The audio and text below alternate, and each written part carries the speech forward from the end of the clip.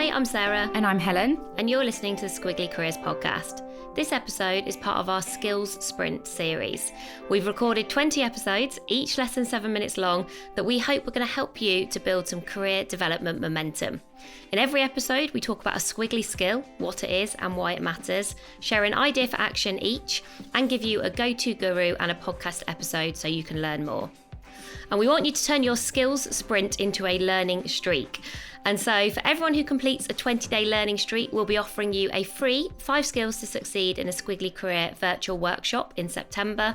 If you post about your progress on social and tag us at AmazingIf, and we'll be in touch to tell you more. The skill for this sprint is all about conversations at work. And you might be thinking, well, I talk to people all the time. Why do I need to focus on this skill? But what we find is that a lot of the conversations that we're having at work have become quite transactional, very much about getting the work done. Whereas actually, when we develop conversations as a skill, we are going beyond the day job. We're understanding different people's perspectives. We're getting insights into their experience and their emotions, maybe. And that means that we are learning more about the individual, about the work that they're doing. And we're also much more likely to pull possibilities towards each other, because when we have better conversations at work, we create better connections at work, and that's what makes a really big difference for our development.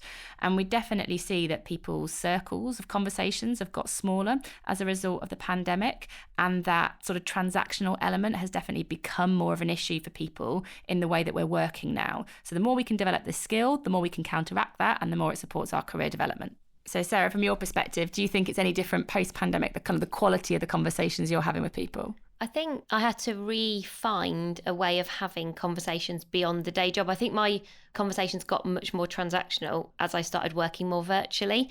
And I did miss, the in-between, very informal conversations you did have in an office. I love working in a hybrid way, and I really like working flexibly. But you don't have any of those chats when you are just making a cup of tea.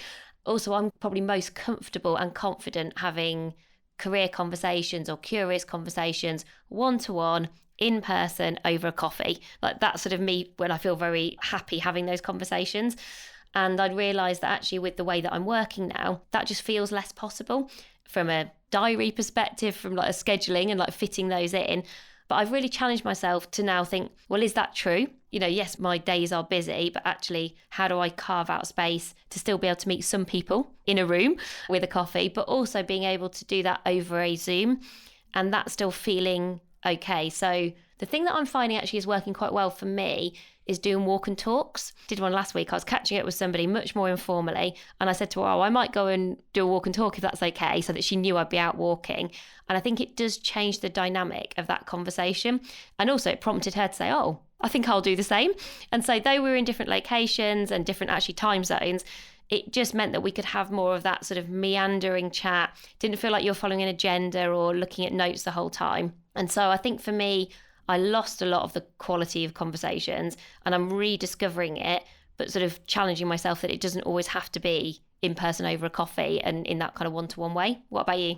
I think that I'm at risk of dividing people into conversation people and getting work done people. There are certain people I'm very curious and have lots of really open conversations with. There's some people that I kind of get a bit more task orientated, and I think it's making sure that skill is shared sort of equally across people. That's the bit that I think I have to work on. So my idea for action here is something that I was taught by Celeste Headley, who we'll mention again shortly. And it's the difference between shift and support questions when you're in a conversation. So a shift question is essentially conversation tennis. So Helen says, I feel really overwhelmed at the moment. And I say, well, I feel really overwhelmed at the moment too. And it's not that you are not listening or not being empathetic, but essentially you're just sort of going back and forth. And then we both talk about how overwhelmed we are and how challenging it is. Yeah, you just sort of go, my world, your world, my world, your world. And so what you're not doing in that conversation is diving deeper into the other person's world. And also you're making some assumptions about what they're experiencing is the same as what you're experiencing. So you're not testing those assumptions. You're not sort of getting to know more about that person. So you're just sharing more about you. Whereas a support question or a support response in a conversation sounds a bit like, oh, that sounds really difficult. So of course we still have empathy. Oh, how long have you been feeling like that? Or how is that affecting your days at the moment? And you just dive deeper into someone else's world. Now, it doesn't mean that sometimes we don't do conversation tennis, because who doesn't do that some of the time? But just knowing that technique made me realise that too often I made conversations about me and my world. And now I really consciously try to make sure that I'm asking questions to understand more about someone else's world. And that's when you learn more about things that you don't know, because you know about yourself, but you don't know about someone else. And my idea for action is about having some go-to curious questions and making sure you put these in early in a conversation. The obvious one that I would say that we might need to replace here is when you're meeting someone for the first time, it's really easy to say, so what do you do?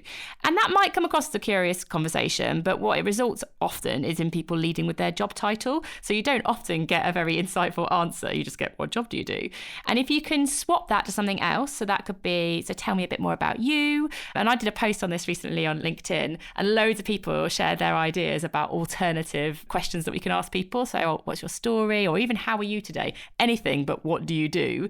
And having one of those go-to questions that feels authentic to you can often unlock a conversation so that you can learn a lot more. And so have a think about, what is your go-to curious question? I think I'd be quite intimidated if someone said, tell me about you. I'd be like, oh, what do you want to know? I knew you wouldn't like that one, but I think tone is very important. It's not aggression that we're aiming for. No, but there were some nice ones that people were sharing, like, what's given you the most energy today? Or what have you enjoyed the most? Where I was like, everyone could have a go at answering that. And so our go-to guru, we've already given her a shout out, is Celeste Headley. Brilliant TED Talk, 10 Ways to Have Better Conversations. She's so funny and practical and insightful. And she's been on our podcast too, if you want to have a listen to that. Or you could listen to episode 109, which is all about how to have a career conversation. Thank you for listening to the Skills Sprint. We hope you found it useful. We would love for you to subscribe so you don't miss any of the Sprint episodes in this series, and also to let us know how you are getting on, tagging us in your posts. But that is all for this episode, so bye for now. Bye everyone.